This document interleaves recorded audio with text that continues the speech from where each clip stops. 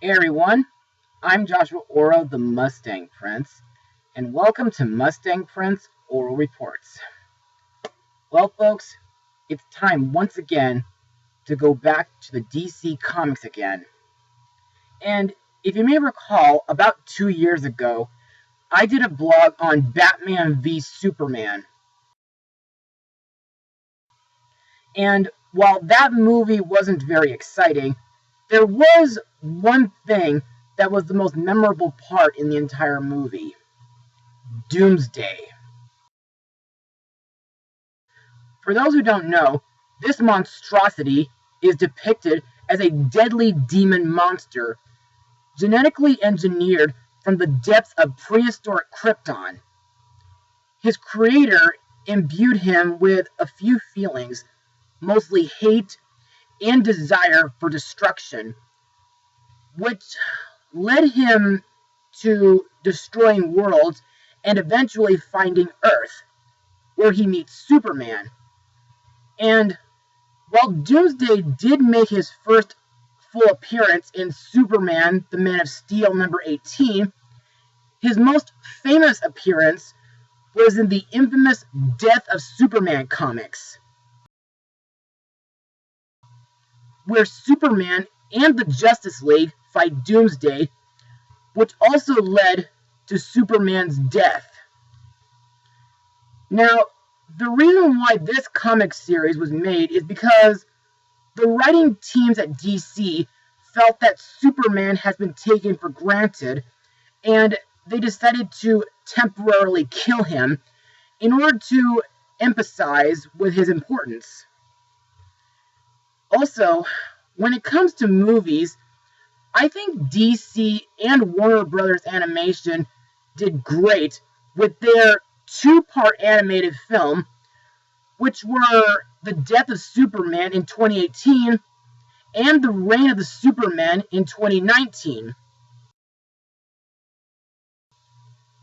However, today, I want to look at their first attempt at adapting the Death of Superman comics and see how it compares to those two movies. So, released to DVD on September 18th, 2007, the movie is Superman Doomsday. So, let's get started. When Lex Corp accidentally unleashes a murderous creature known as Doomsday, which was designed to be the perfect killing machine, Superman is forced to make the ultimate sacrifice to protect the citizens of Metropolis. So, what did I personally think of the movie? Well, it was good, but it could have been a hay of a lot better. But let's move on to Mustang notes. The movie was directed by Bruce Timm, who also serves as the film's producer, along with Lauren Montgomery and Brandon Vietti. It was the very first movie in the DC Universe animated original movies. The film used new animation models loosely based on the DC animated universe, which lasted from 1992 to 2006, with a few allusions to the older series, as well as the Fleischer's Superman series found in the Fortress of Solitude. Now, in all honesty, this has got to be the darkest animated Superman movie that I've ever seen so far, and I really like how the city of Metropolis looks in this movie, as well as Superman's base, the Fortress of Solitude, and of course, Lex Corp. Also, the fight scenes in this movie are really awesome, but also intense at the same time. However, the only flaws that I can say about this movie is that it's kind of rushed compared to the Death of Superman comics. Plus, the rest of the Justice League are absent in this movie, including the 4 Superman imposters. Also, I think the funeral scene is very emotional, but later, it becomes a complete shock when it's revealed that, like in the comics, Superman was not really dead, but he was in a healing coma. But aside from that, there were some scenes that were very serious and thought-provoking, and disturbing too. Like during that scene when Lois Lane uses a syringe to knock out Lex Luthor. But the most interesting part about this movie is when we get to see a Kevin Smith cameo. And that's basically all I got for Mustang notes. So, let's move on to the characters and the voice actors who brought them to life. Let's begin with Clark Kent, aka Superman, voiced by Adam Baldwin, who got to be in Full Metal Jacket,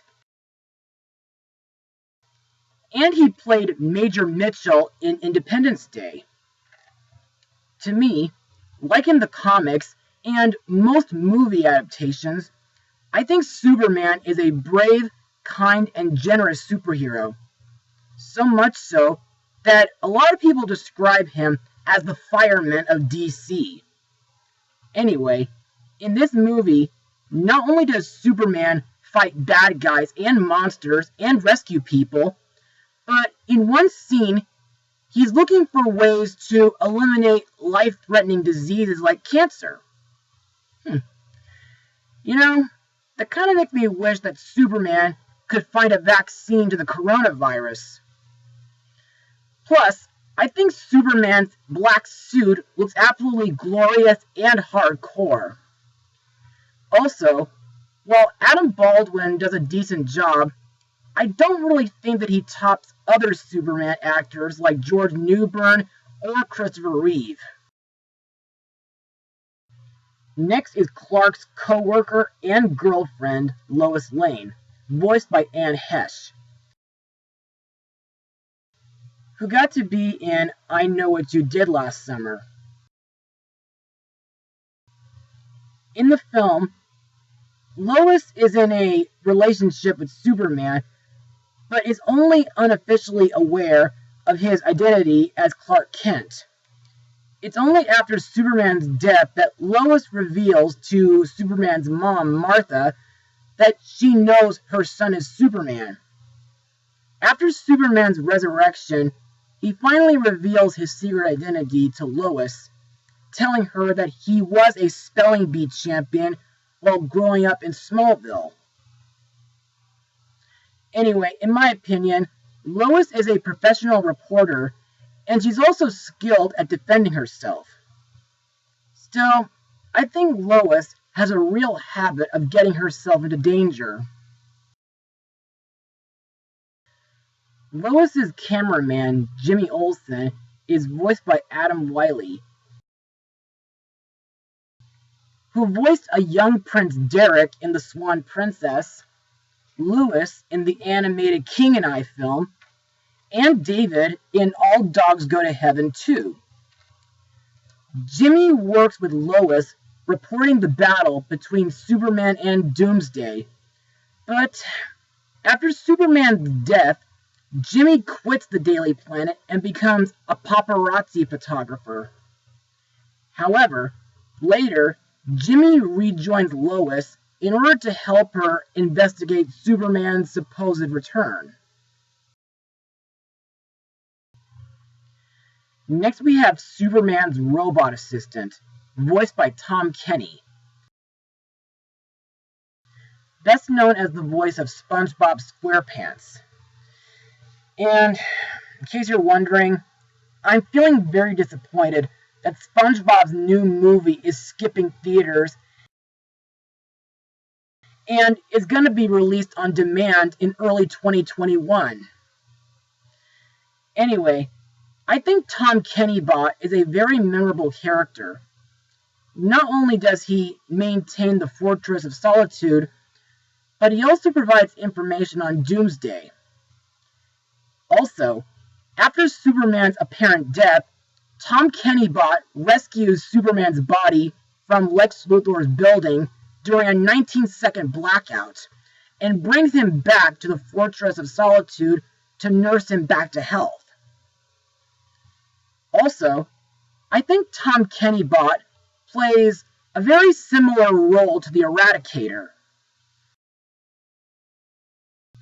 Lex Luthor, Superman's arch nemesis, is voiced by James Marsters,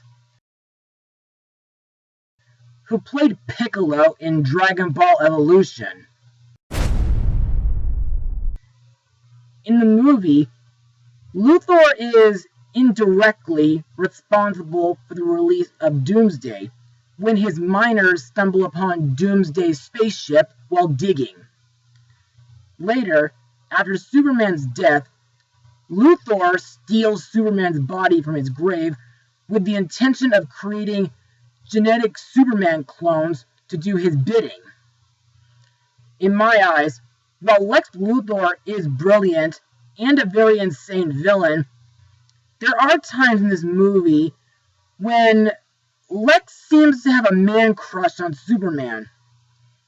Plus, I just can't believe that he actually killed his right-hand woman, Mercy Graves, in order to cover his tracks. And it was also very creepy when Lex punches the super clone with kryptonite gloves in a chamber with solar lamps. Next we have the super clone, also voiced by Adam Baldwin. Now, the clone was created by Lex Luthor after the apparent death of the real Superman. At first, he seems to be exactly like Clark while saving Lois from Toyman. More on him later. But later in the movie, the super clone is revealed to be insane, especially when trying to rescue a cat from a tree.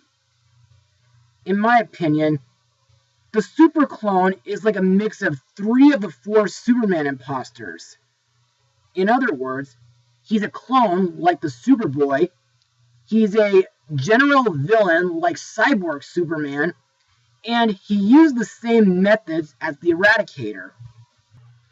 Also, the scene where the super clone uses his heat vision to remove a lead orb from his head at a salon was absolutely sickening.